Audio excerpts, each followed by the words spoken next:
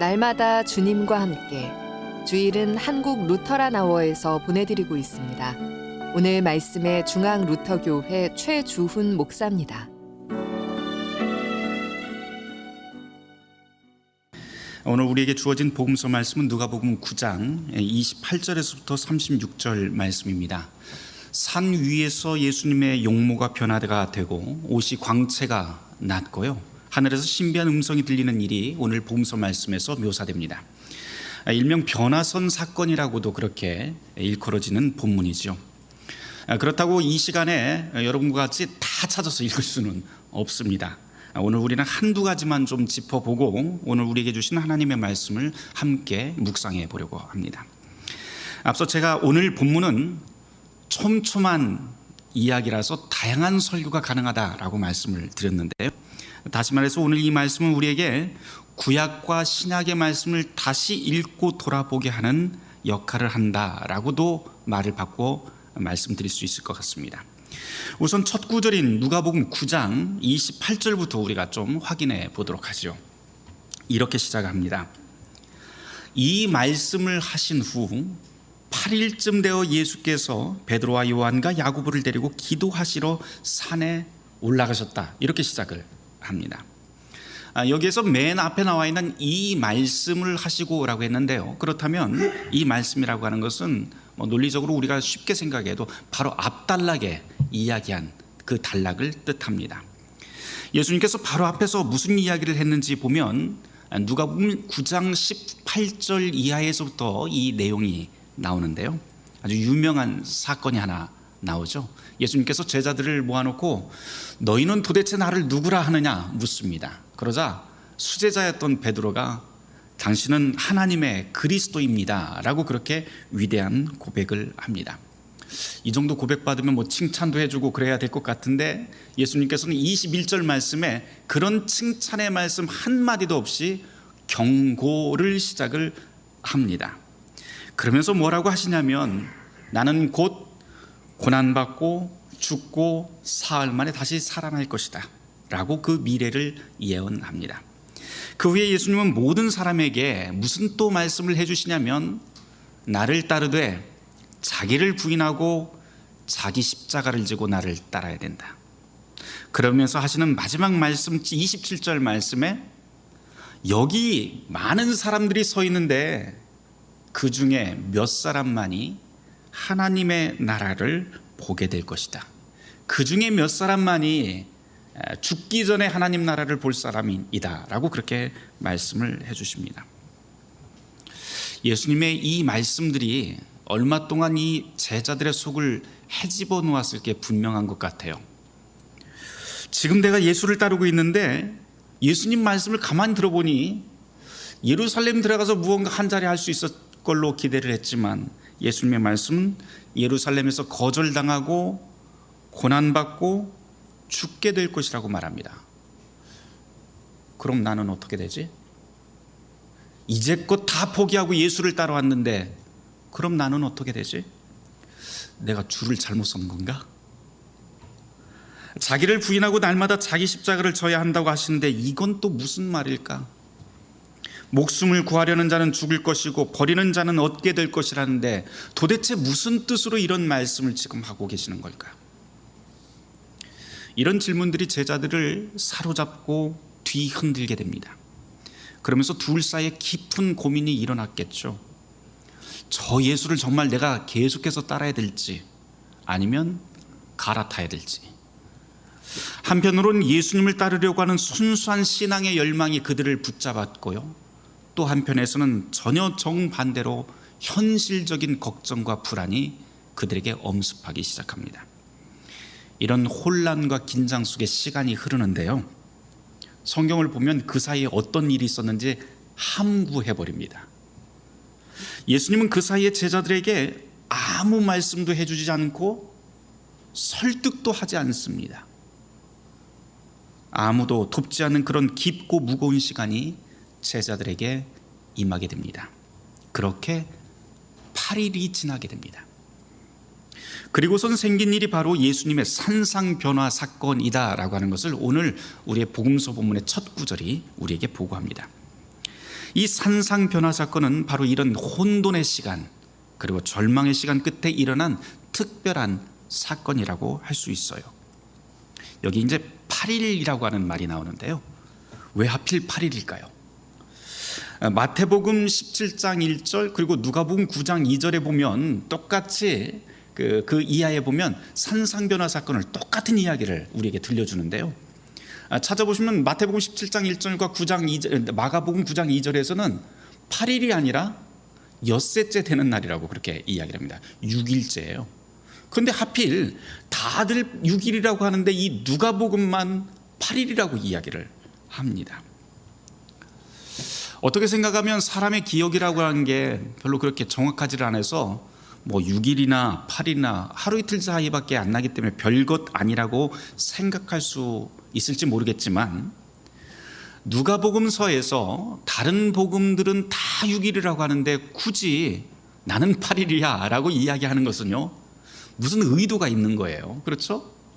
도대체 어떤 의도일까라고 하는 것을 또 한번 생각해 보게 됩니다. 그러면서 누가복음을 쭉 읽어보면요, 이 8일이라고 하는 의미가 나와요.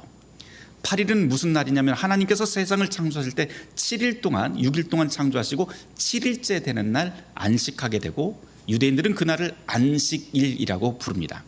그리고 그 다음 날이 안식 후 첫날, 즉 8일이 되는 날이죠. 누가복음서 기자는 바로 이런 그 생각을 가지고 아마 8일이라고 하는 단어를 사용을 했을 텐데, 누가복음을 쭉 읽다 보면 24장 1절 말씀에 안식 후 첫날에 일어난 사건을 우리에게 들려주고 있습니다. 그걸 찾아서 읽어보면 무슨 사건인지 여러분들이 보게 됩니다. 안식 후 첫날 무슨 일이 일어나나요? 바로 예수님의 부활의 사건이 일어나게 됩니다. 그러고 보면 지금 우리가 읽고 있는 이 산상변화 사건은, 8일 후에 생겼다고 하는 이 산상변화 사건은 부활의 사건과 연결해서 읽어야 된다라고 하는 말이기도 합니다. 누가복음서 기자는 우리에게 지금 그런 식으로 성경을 읽어야 된다라고 말하고 있습니다. 이게 바로 누가복음의 의도가 됩니다. 산상변화라고 하는 것은 곧 부활을 암시하고 있기 때문에 이 말씀을 듣고 묵상하는 사람이라면 단순히 산 위에서 일어난 신비한 일만 생각할 것이 아니라 바로 예수 그리스도의 십자가 사건과 그리고 부활의 사건을 마음속에 새기면서 이 본문을 읽고 들어야 된다라고 하는 것이죠. 이제 29절 30절로 한번 넘어가 보죠. 예수님께서 세 제자와 함께 기도하러 산에 오르셨어요. 그런데 제자들은 졸고 예수님만 기도합니다.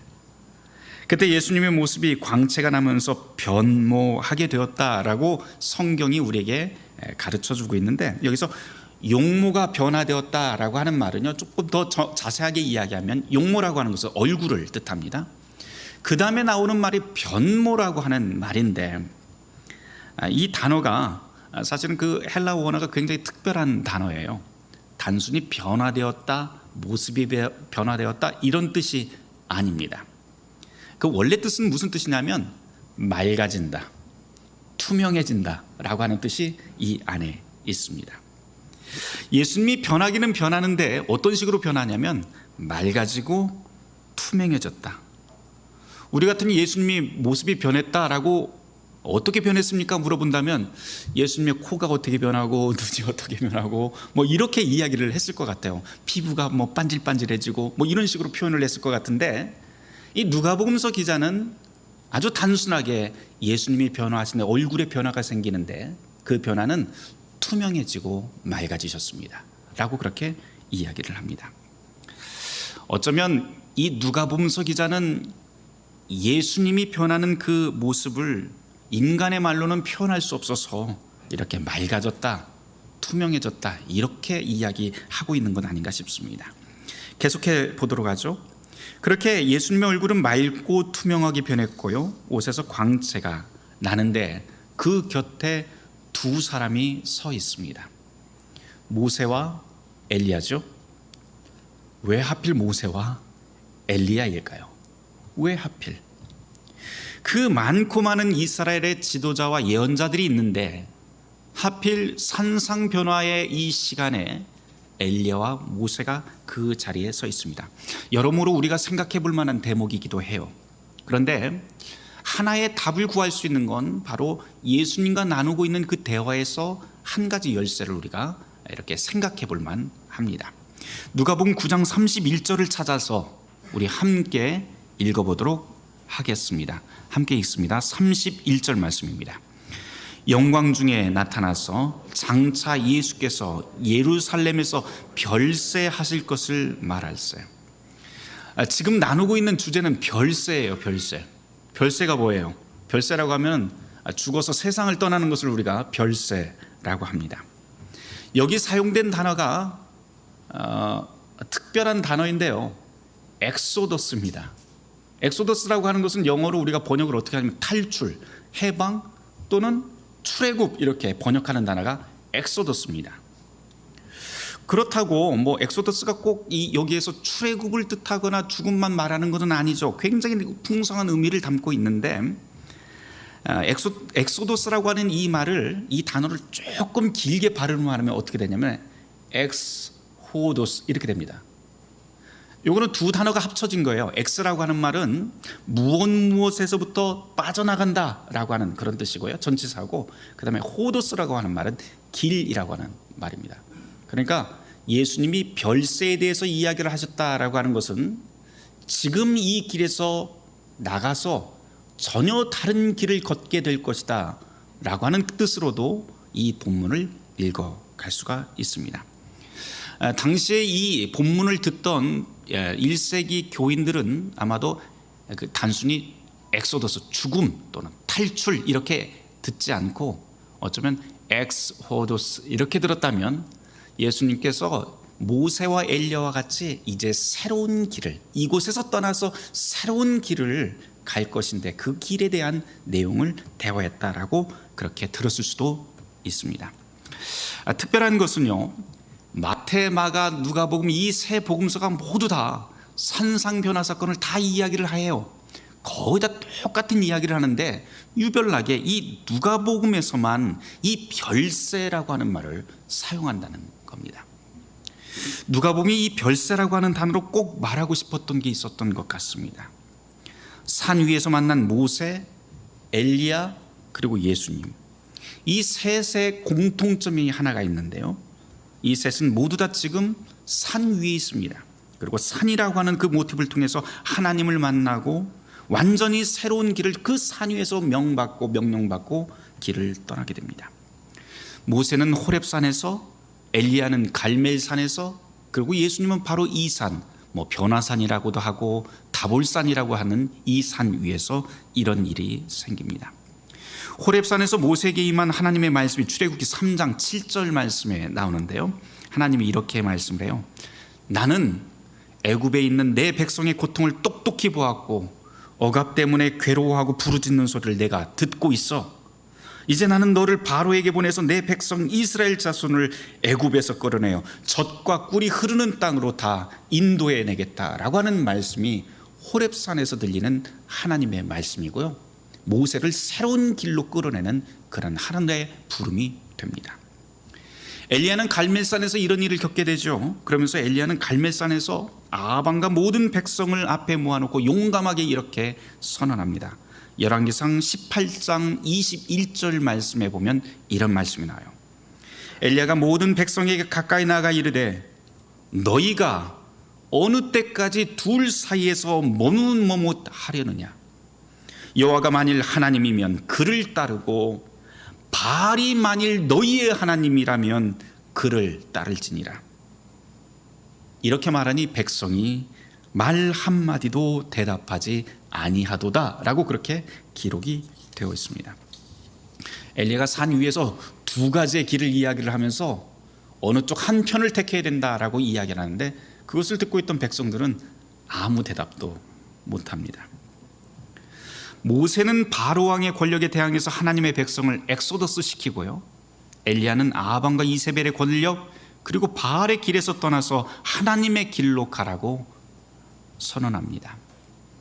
옛 길은 권력과 탐욕, 미신과 우상을 섬기는 길이고 거기서부터 별세해서 새롭게 걸어가야 할 길은 하나님의 길입니다. 바로 이 음성이 산 위에 있는 예수님의 제자들에게도 임하게 됩니다. 누가복음 9장 34절 말씀을 보도록 하죠. 이제 9장 34절에 보면 구름이 이 제자들을 다 덮었다고 말하고 있는데요, 제자들이 그때 반응이 뭐냐면 두려워했다라고 합니다. 이 대목도 역시 출애굽 사건을 우리가 기억나게 하죠.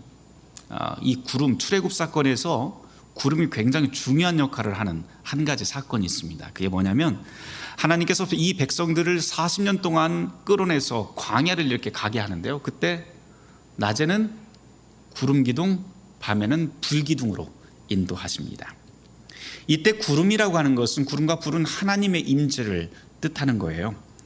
그러니까 지금 제자들이 산 위에서 구름에 뒤덮였다라고 하는 것은 모세를 보고 깜짝 놀란 거예요. 지금 모세가 있으니까 구름이라고 하는 것은 바로 하나님을 뜻한다라고 겁먹었던 게 당연합니다. 그러면서 하나님을 향한 두렵고 떨리는 그 경외감으로 이들이 지금 거기에 두려워합니다. 그런데 그 구름 속에서 이런 소리가 들리죠. 이는 나의 아들 곧 택함을 받은 자니 너희는 그의 말을 들으라. 종되었던 백성을 인도해낸 하나님의 음성이 들리는데, 그 하나님이 세상의 권력자, 세상의 유혹이라고 하는 옛 길이 아니라 바로 너희들 눈앞에 있는 바로 하나님의 아들 그리스도의 말씀에 귀를 기울여야 한다고 하나님이 제자들에게 명령합니다. 톰 라이트라고 하는 신학자가 이렇게 표현을 설명을 하더라고요.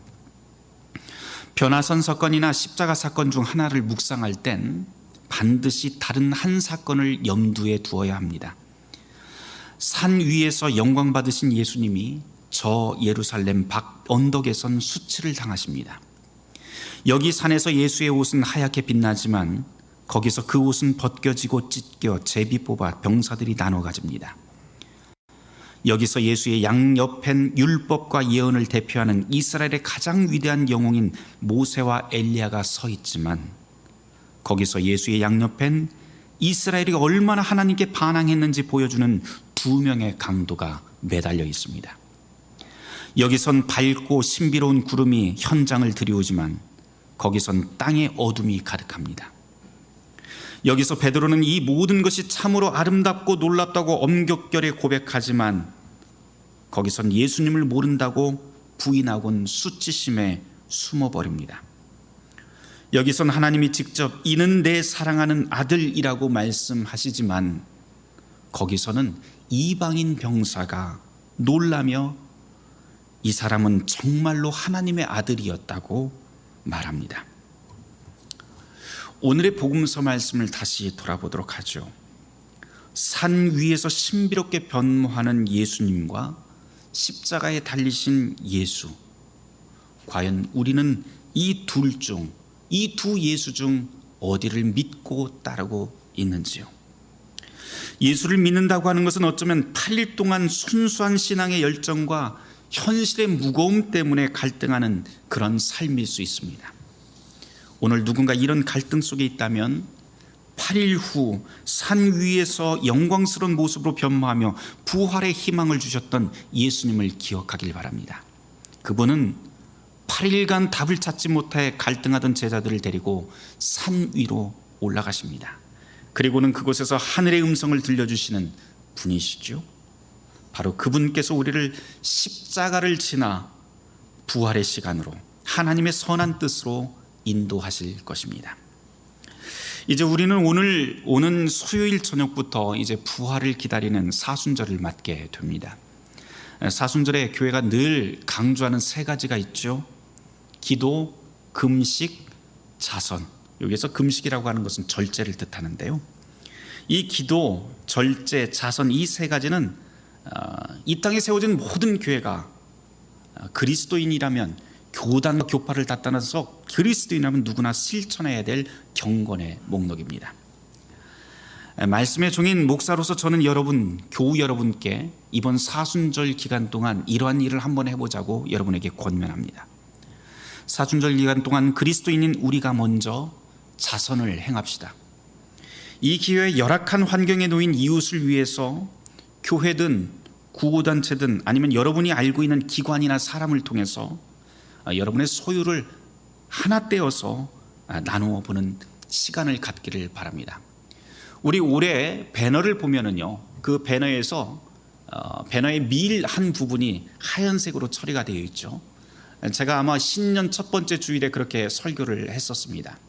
저것은 우리의 모든 소유 가운데 한 곳을 떼어내서 정말 이웃을 위해서 함께 나누며 살아가자라고 하는 그러한 정신을 담아놨다고 여러분에게 말씀을 드렸습니다.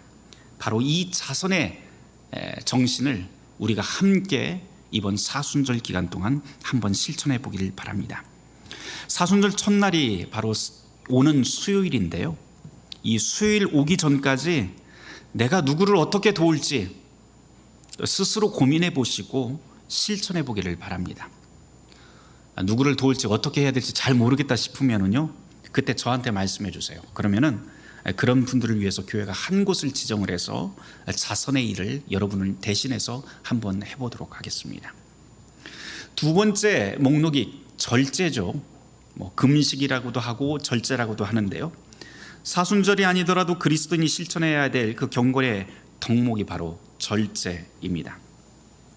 유대인들은 금식을 강조하지만 금식의 정신이라고 하는 것은요, 나의 몸과 영혼을 사로잡은 것들을 끊어내는 데 있습니다. 그리고 그 끊어낸 자리에 바로 하나님의 뜻으로 채우는 것이죠. 보통 이것을 초기 교회 교인들은 중독된 것을 끊어낸다 이렇게 표현도 합니다. 그래서 금식의 정신, 절제의 정신이라고 하는 것은 이제껏 나를 사로잡고 있었던 중독된 것들을 끊고 하나님의 뜻을 그 자리에 채우고 실천하는 데 그 방점이 있습니다. 우리를 중독시키는 것 여러 가지 다양합니다. 누군가에겐 술과 담배일 수도 있고요, 또 누군가에겐 핸드폰이나 게임일 수도 있고, 또 누군가에겐 도박일 수도 있고, 또 누군가에겐 맛집일 수도 있습니다. 어떤 것을 정하더라도 여러분들이 스스로 절제의 목록을 한번 정해보시고 실천해 보길 바랍니다. 이에 덧붙여서 꼭 말씀드리고 싶은 것은 우리의 환경을 생각하는 절제입니다. 장 보러 갈 때 장바구니 좀 들고 다니시고요, 그리고 일회용 컵이나 용기를 사용하지 않기, 이거 아주 작은 일이지만 이 사순절 기간 동안 한번 실천해 보기를 권합니다. 이것은 단순한 우리를 위한 일이 아니라 우리의 아이들과 후손들을 위한, 우리의 미래를 위한 절제이기 때문입니다. 세 번째로 사순절 실천한 목록은 가장 중요하면서도 가장 기본적인 기도입니다. 사순절 기간 동안 시간을 여러분들이 정해놓고 매일 30분씩 꼭 기도하시기를 권면합니다. 어린이들에게는 가족이 함께 잠깐만이라도 같이 손을 잡고 기도할 수 있는 시간을 한번 마련해 보시고요, 모든 만물이 회복되길 바라면서 기도하되 반드시 나와 우리 가족뿐만 아니라 이 울타리를 넘어서 교회와 세상 그리고 우리의 이웃을 위한 기도를 꼭 나눠 주시길 바랍니다. 각자의 생활 습관이 다 다르기 때문에 제가 똑같은 시간에 우리 똑같이 하자고는 제가 그렇게 말하지는 않겠습니다.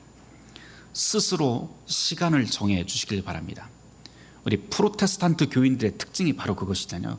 내가 스스로 성경을 읽고 스스로 판단하고 스스로 실천한다라고 하는 그런 정신이 우리 종교개혁 정신인데요, 그렇다면 여러분들 스스로 한번 고민해 보시고 결단하시고 여러분들 스스로 한번 실천해 보시길 이번 사순절 기간 한번 권해 봅니다. 아침에 일어나서 해도 좋고요, 점심시간도 좋고, 저녁 9시 우리가 기도 시간을 갖고 있는데 저녁 9시 기도 시간도 좋습니다. 중요한 건 이 사순절 기도의 삶이 우리의 몸에 배도록 하는 데 있습니다. 특별히 여러분에게 한 가지 기도 제목을 또한 이번 사순절에 간곡히 요청합니다. 전쟁이 시작된 우크라이나를 위해서 기도해 주시기를 부탁을 드립니다. 뉴스를 이곳저곳 보다 보니까 여러 사진들, 기사들이 나오는데요, 징집 통보받은 아빠가 5살 아이와 울면서 생이별을 하는 모습, 그리고 결혼 첫날 신혼부부가 결혼하자마자 그 첫날에 소총을 들고 찍은 사진을 제가 보았습니다. 또 조용해야 할 어둠 속에, 밤의 그 어둠 속에 미사일과 포성이 가득하고 민간인 아파트가 폭격당해서 무너지고요, 키예프역과 폴란드 국경에 밀려든 피난민들의 비명, 그리고 미사일을 피해서 모인 방공호에 겁에 질려서 인터뷰하며 울고 있던 아이 얼굴이 사실 설교를 준비하면서 지워지지 않았습니다. 어젯밤 늦게 저한테 한 메시지가 왔어요. 이전에 알고 있던 선교사 한 분이 이 우크라이나 현지 소식과 함께 기도 부탁을 한다면서 급히 저한테 메신저를 보내왔습니다. 제가 한번 읽어드리도록 하겠습니다. 그대로 한번 읽어드리죠. 어제 저녁 교전이 심했습니다. 크림반도 쪽에서 러시아군이 교회가 있는 멜리토폴 중심지까지 들어와 시청에 러시아 국기를 꽂았습니다. 오늘 저녁에 대대적 폭격이 있을 것이라고 합니다. 교회 가까이에서 총소리와 전투기 소리가 크게 들려 성도 17명이 비좁은 교회 지하 창고에 대피하고 있습니다. 폭발 진동으로 교회 예배당 지붕이 내려앉기 시작해서 붕괴 위험으로 더는 예배당에 가지 못하도록 하고 있습니다. 폭발 소리가 들릴 때 외상 후 스트레스로 비자매는 울고 웃고 욕하다가 패닉 상태가 되어버렸고요, 그 장면을 보고 있던 아이들과 자매들도 옆에서 함께 울고 있습니다. 오늘 다시 폭격이 시작되면 밖으로 뛰쳐나갈까, 정신을 놓아버릴까 걱정입니다. 함께 기도해 주십시오 라고 하는 메시지가 급히 왔습니다. 사랑하는 성도 여러분, 우리의 사순절이 매년 반복되는 그런 옛길에서 떠나서 새로운 신앙의 여정이 되기를 바랍니다. 바라기는 세상을 품에 안고 기도하고 세상을 위해서 절제하며 하나님의 평화와 희망을 나누는 이런 복된 사순절이 되길 주님의 이름으로 축원합니다. 모든 지각에 뛰어난 하나님의 평강이 그리스도 예수 안에서 우리의 마음과 생각을 지키실 것입니다. 오늘 말씀을 놓고 잠시 침묵하며 기도하는 시간 갖도록 합니다. 주님, 당신의 뜻이 하늘에서 이루어진 것처럼 이 땅에서도 우리를 통하여 이루어지게 하여 주시옵소서. 예수 그리스도 이름 받들어 기도드렸습니다. 아멘. 날마다 주님과 함께, 오늘 말씀의 중앙 루터교회 최주훈 목사였습니다. 주일 순서는 한국 루터란 아워에서 보내드렸습니다.